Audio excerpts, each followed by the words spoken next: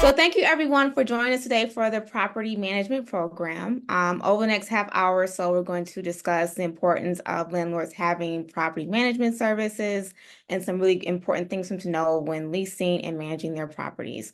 So to help with this, I have Morgan Detvay here with me. She is the Director of Property Management with Rental Management One. She has over 2 decades of experience.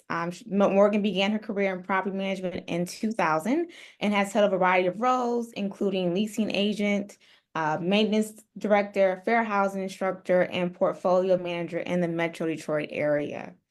Each position has equipped her with the expertise to help landlords effectively manage their assets by staying compliant with legal requirements, making financial decisions, and maintain properties to maximize value. So thank you, Morgan, for being here. Greatly appreciate it. Thanks for having me. Happy You're to be welcome. here. Good. Okay. So the first basic question, can you explain to people who don't already know what property management is? Absolutely. So property managers handle the day-to-day business of rental properties for investors. We're typically hired by investors to kind of manage their assets for them. Now, when people think property management, a lot of times they're thinking of collecting rent, but that's honestly just one of the things that we do, and probably one of the easiest if you did your work up front on screening the tenant really good. So a lot of the duties that we handle for the investor day to day are finding tenants, handling maintenance requests, handling maintenance emergencies after hours, the middle of the night, rental certificates, because here in Michigan, most municipalities require a rental certificate in order for a property to be a certified rental. We handle the accounting of all expenses and income and provide owners with those financial statements.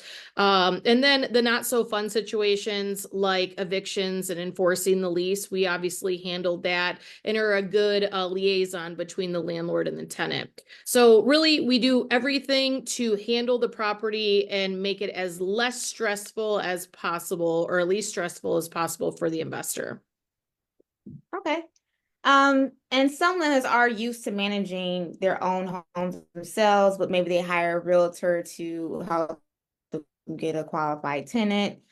Can you explain how the landlord can still work with their preferred realtor, but also hiring a property management company? Yeah, absolutely. So at RMO, we play well with others. We understand that landlords, a lot of times when they're purchasing the investment property, they've developed a relationship with a realtor, and we don't want to come in between that. If they already have a realtor that they trust and who they want to do the listing, we actually will partner with the realtor. And by partnering, I mean that we support them with this transaction. We support them by screening the tenant, by preparing the lease docs, by collecting all of the move-in funds and dispersing commissions.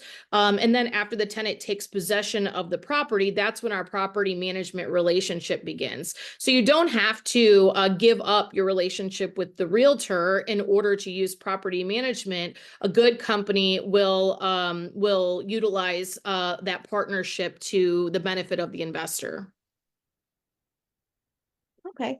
And what is the difference between a lease and a rental? I know a lot of times they're interchanged a lot, but then Exactly. Yeah, it's a great question because in our industry, those words are used interchangeably, and that's okay. But it's important to know the assumptions of the other person when you're discussing a lease or a rental. So a lease is typically a longer term agreement with specified terms, locked in rental rates, like for 6 months or a year. A rental is a more flexible agreement. Sometimes those are month to month and they don't have specific terms. So you just want to make sure that you're understanding whoever you're speaking to about a rental or lease, that the assumptions of both people are the same.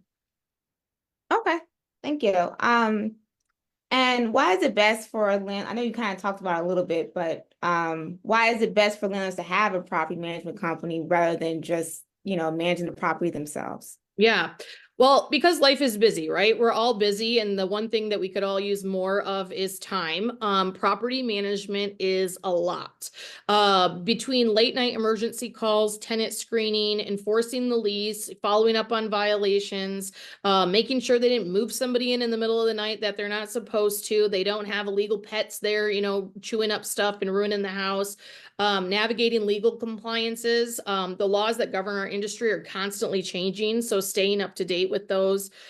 City rental certificates, they either renew every 1 or 2 years. And so handling those applications, those inspections, coordinating with the tenant, it can all easily become a full-time job for a property manager. And if you're a landlord who has a full-time job and that's your day job, not managing property, it can easily become overwhelming, especially once you start building a portfolio and you have more than one property. So many landlords, because they have a day job besides real estate, they find it beneficial to have a property manager handling all of these things for them, reducing stress, and then giving you back more of your time. And then also property managers, because it's all we do, we know how to do things more efficiently. We know where we can save money and cut costs, and we can make the investment property actually more profitable for the investor as well. So there's a lot of perks. Liability and removing a landlord from that liability is a huge benefit. Just having someone tell you what type of insurances you need, and those types of things, you don't have to guess and you don't have to worry. And so those are just some of the things that property managers give to investors. Yeah, yeah. And I mean, it's also good too when the tenant doesn't know who the actual owner is, right? Oh, absolutely. Yeah, absolutely. And a lot of landlords, they have huge charts. And if they were to speak with the tenant directly, they have a hard time enforcing the lease. They have a hard time enforcing rent due dates. And so having that kind of middle person to be the liaison for you and to enforce those things, it really helps you to save money. And it doesn't mean that property managers are heartless, but we honestly look out for the best financial situation for the owner. And a lot of owners, private landlords, have a hard time doing that. So absolutely, to have that buffer in between is really great. Okay. And when is the best time for a potential or existing landlord to connect with a property management company? Well, earlier the better, honestly, but it can happen at any point. If we can get involved before you even list the property, we can definitely help with pricing, with marketing, with tenant screening, even before you start. Sometimes we get involved before someone even purchases the property, and that's great as well because we can give you our opinion. We know the municipality requirements, and those are things that you can think of, while you're writing an offer. But if you've already found a tenant and you already have started self-managing, it's never too late for us to step in and take over. So it doesn't matter where you're at in the process. Honestly, a lot of landlords have self-managed for years without a problem. And usually something happens to where they realize, okay, maybe now is the time to hire a property manager, and that's okay. So at any point in the process, we're able to step in and take care of it. What does rental management one specifically offer landlords that maybe other management companies aren't doing? Well, we pride ourselves on being more than just a service. We really do partner with the landlords. We also offer things that other property management companies in our market do not offer. For example, we have a tenant benefit package that includes credit reporting of rent payments. This is really important because it incentivizes tenants to pay on time. And so it's that added layer. They know while they're paying the most expensive bill every single month that if they pay on time, they're getting good credit and they're working their way to purchasing a home. So that's a really important thing that we include. That benefit package that I talked about also includes furnace filter delivery.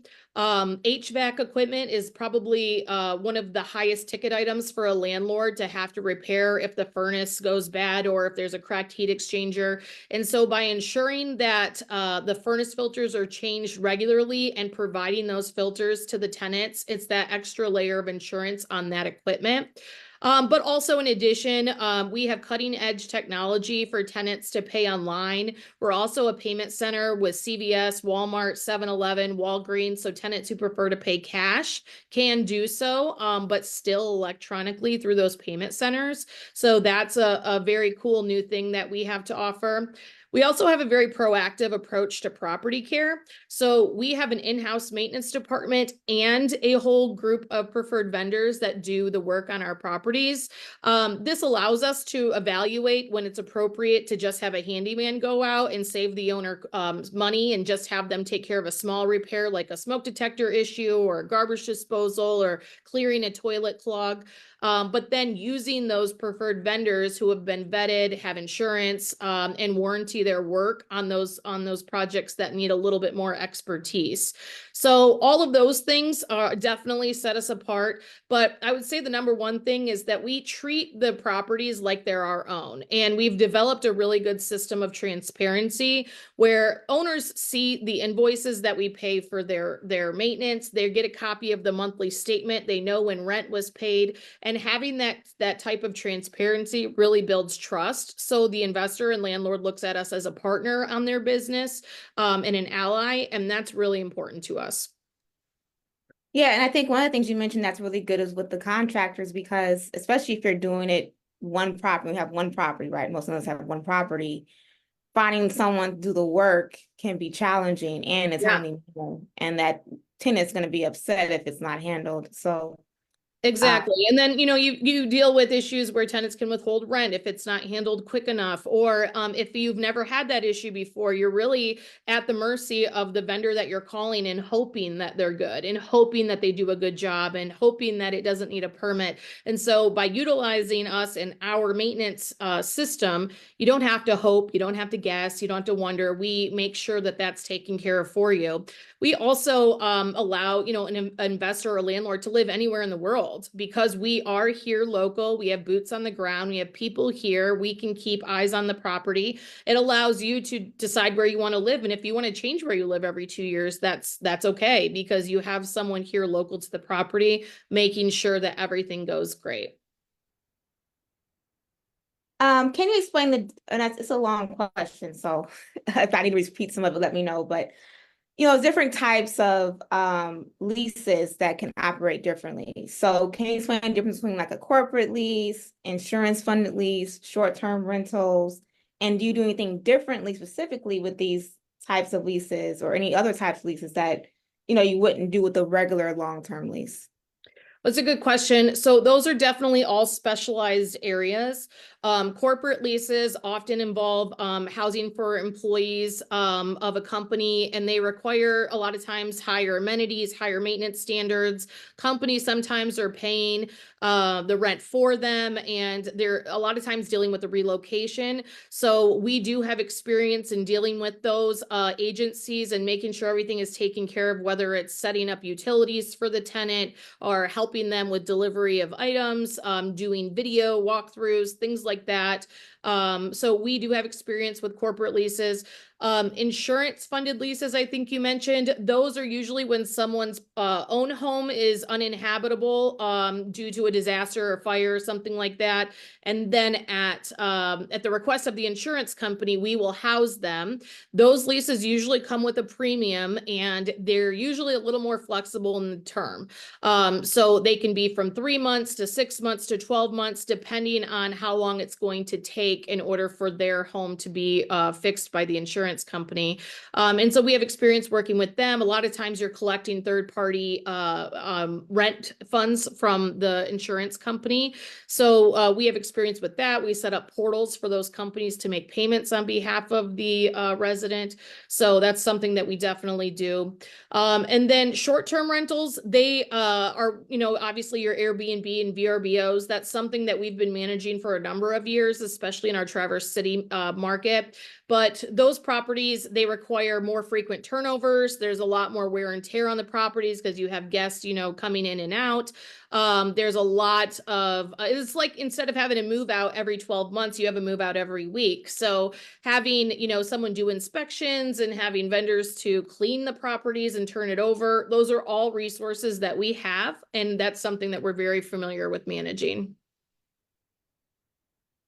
Okay, and this was a question I didn't really have on my list, but I just thought about it. For the security deposit, which for some people you want to explain the security deposit, but my question is more so, handling with the property management company versus handling it individually and making sure that, the security deposit is given back. Like, what would you say are some of the bigger differences when, someone's collecting the security deposit individually versus when the property management is getting that security deposit and giving it back?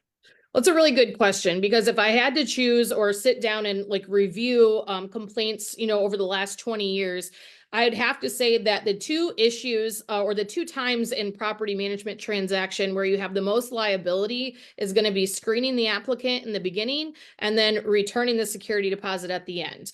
And the reason that those have so much liability is because there is an opportunity there to disagree with the tenant or to, have a dispute. So with security deposits, when we are involved in a transaction, we obviously are holding the security deposit and we're making sure the landlord is automatically compliant with Michigan law by keeping it in a separate account. The tenant is aware of what account it's held in, and that remains the property of the tenant until the tenant moves out and it can actually legally be applied to damages.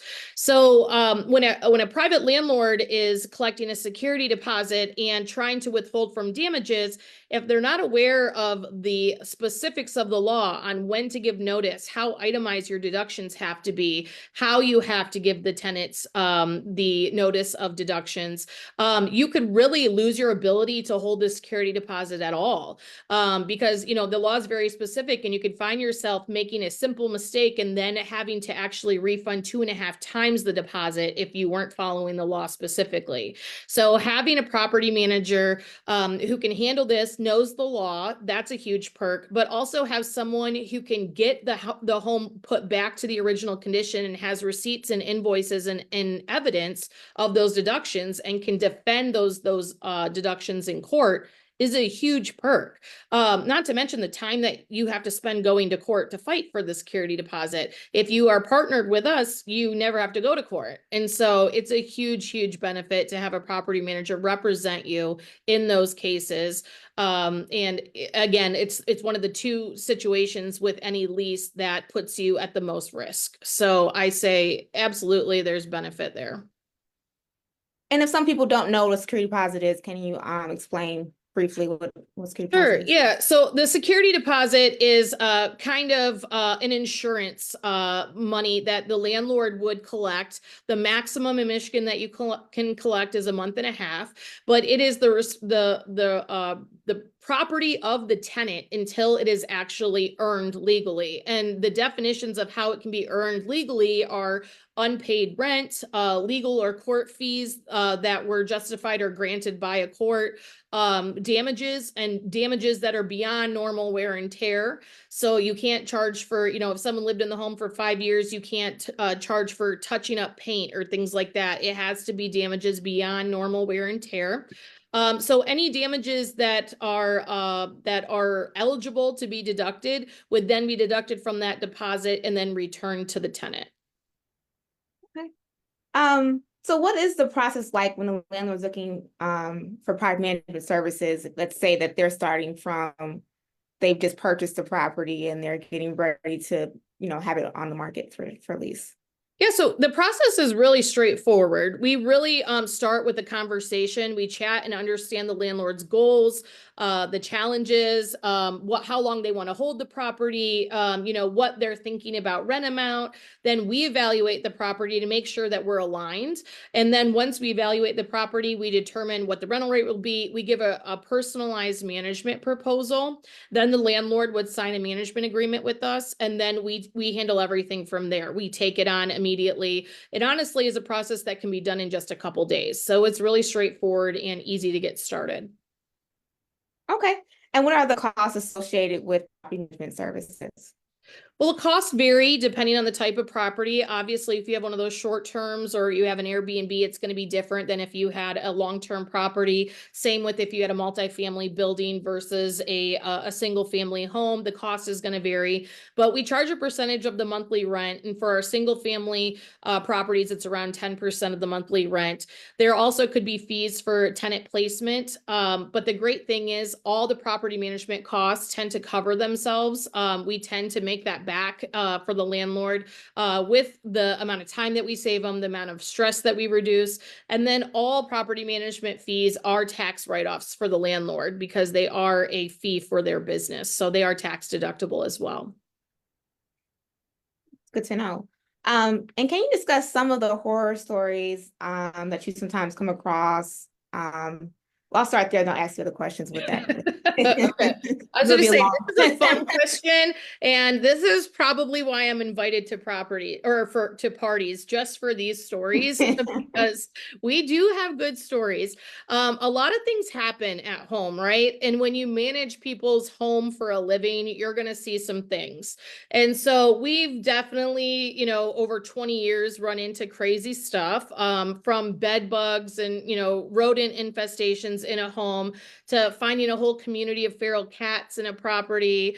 It's definitely not always rainbows and unicorns in property management. Recently, a lot of our horror stories have been with rental scams. And this is something that's kind of always been going on, ever since the Craigslist days when, people were imitating, other landlords and collecting money from people. But they tend to be getting more sophisticated, and the rental scams are getting more difficult to catch. Recognize. So yeah, and to recognize. So we have a lot of people who try to rent properties with fake IDs. They're purchasing pay stubs off of PDF editors on Etsy and on Google. And so catching those things is definitely hard. We've definitely walked into inspections and have found a dead body because people tend to die at home. So yes, it is a crazy business, always something new, always something going on. But the silver lining is all of these things are all property managers' daily life. And so we know how to handle them. We are equipped. We actually recently were involved in a sting operation in Ferndale to catch someone who continually was renting homes with fake information.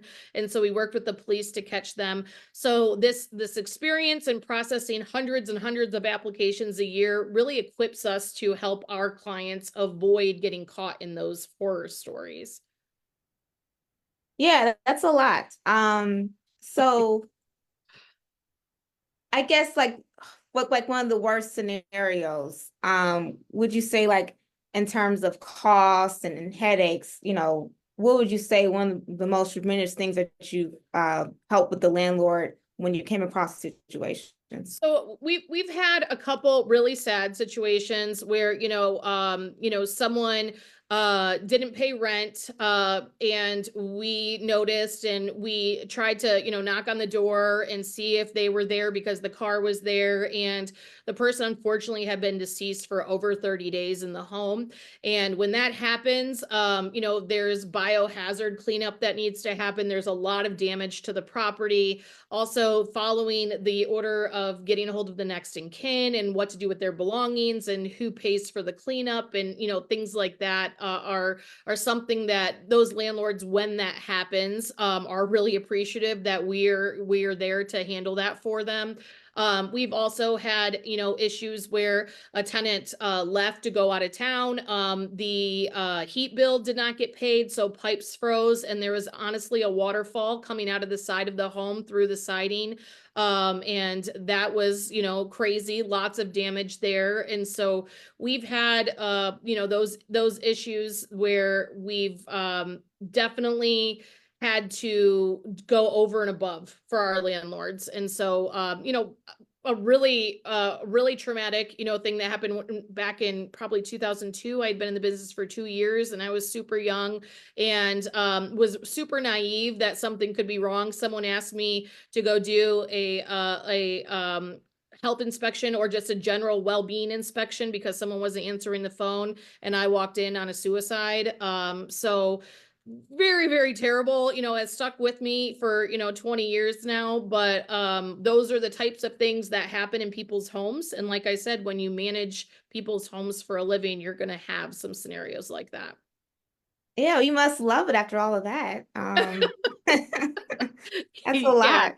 Certain stories you don't share because they're definitely sad, but it is a part of life and something that we have to deal with in our line of work.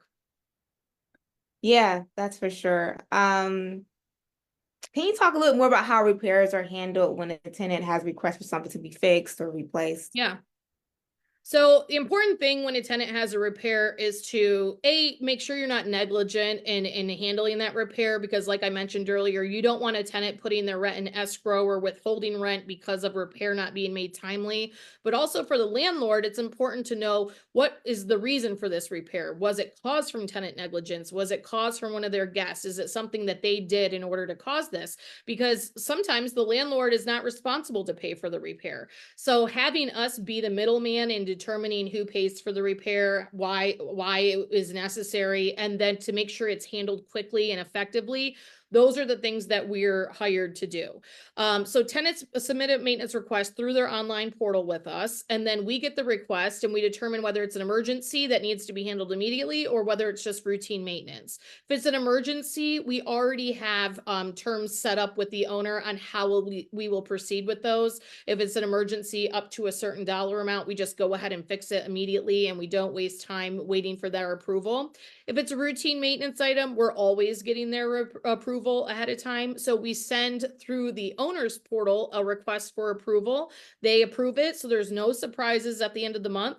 Then we go ahead and dispatch the work, collect pictures or evidence of the work being completed, pay the vendor, and we deduct it from rent proceeds. So it's a really streamlined process to keep it simple for the owners, but always keep them in the loop with what's going on in their properties.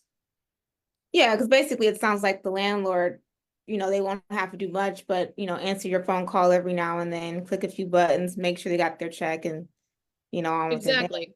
Yep. And we even offer them direct deposits. So sometimes we don't hear from them from a couple months because money is showing up in their bank account. There's been no expenses and they're just living life, which is what we want them to do.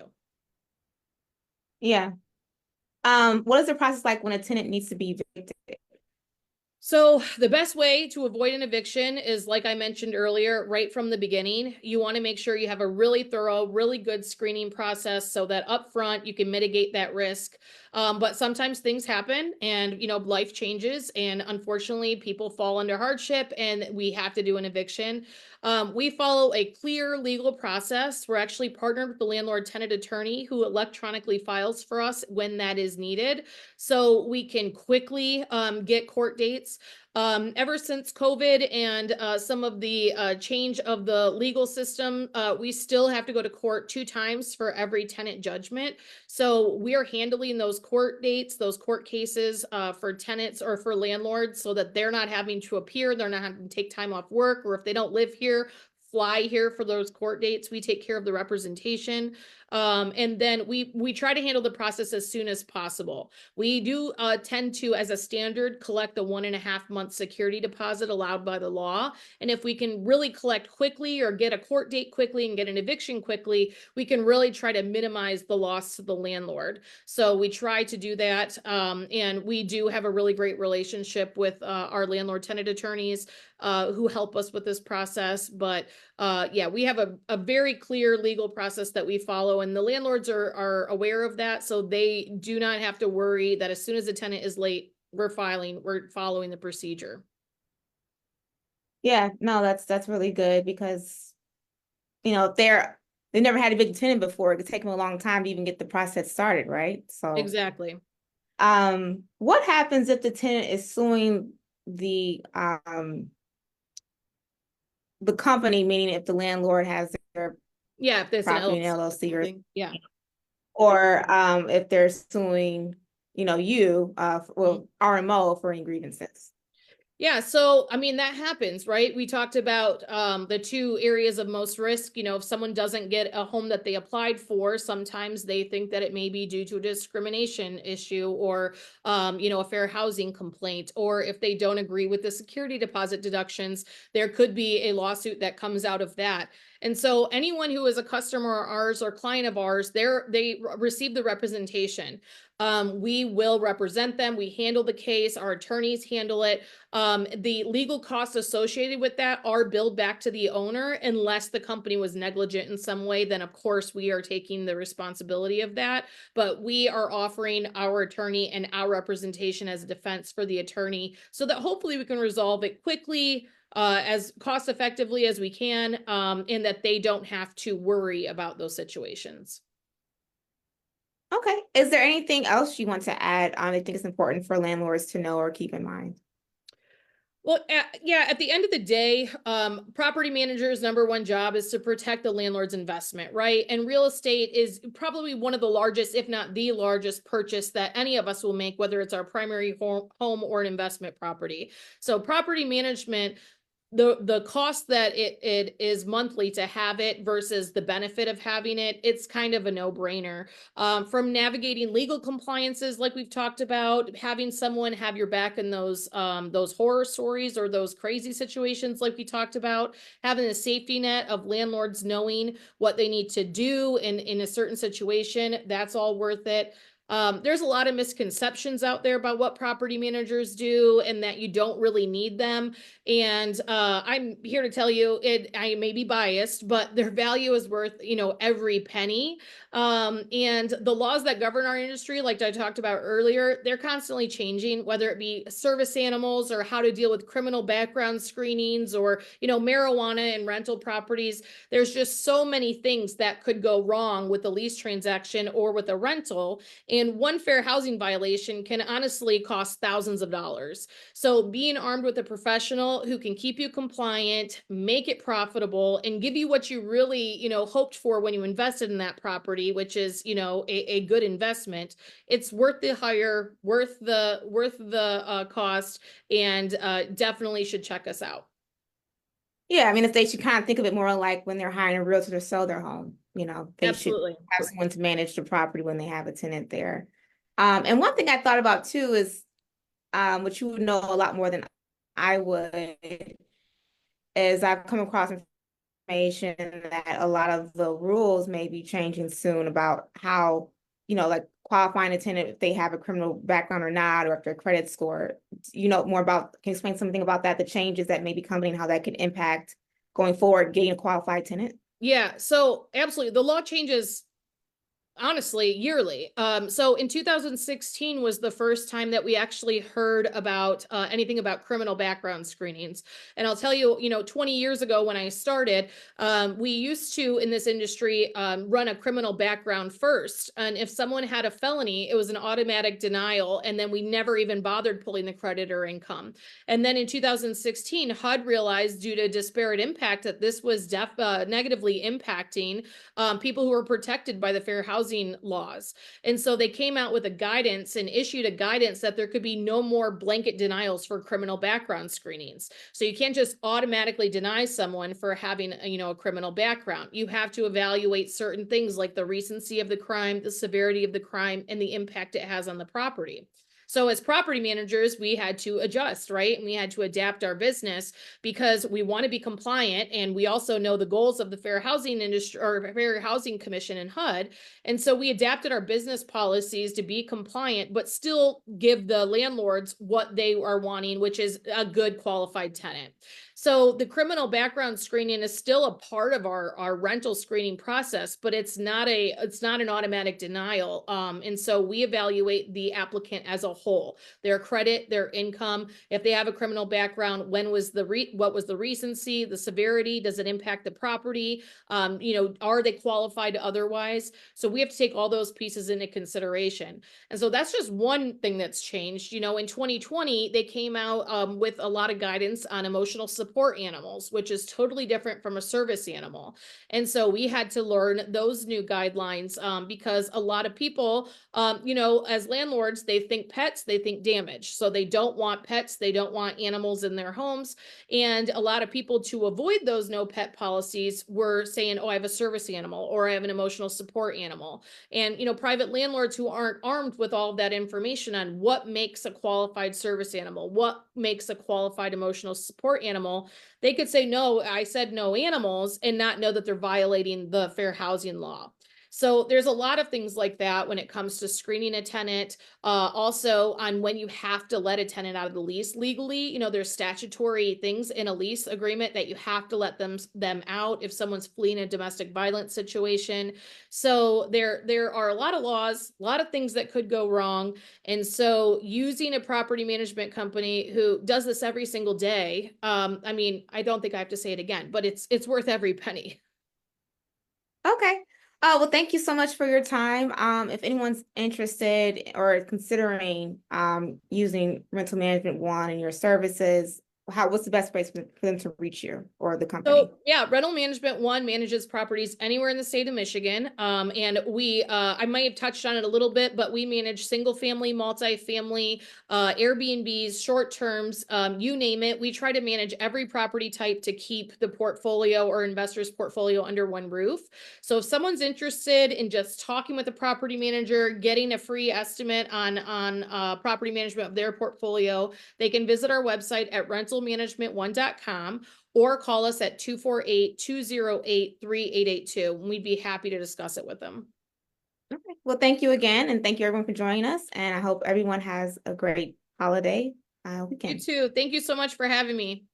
You're welcome. Bye.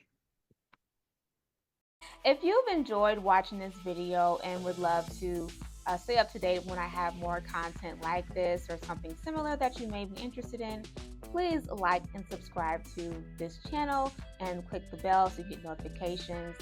And I hope you have a great day.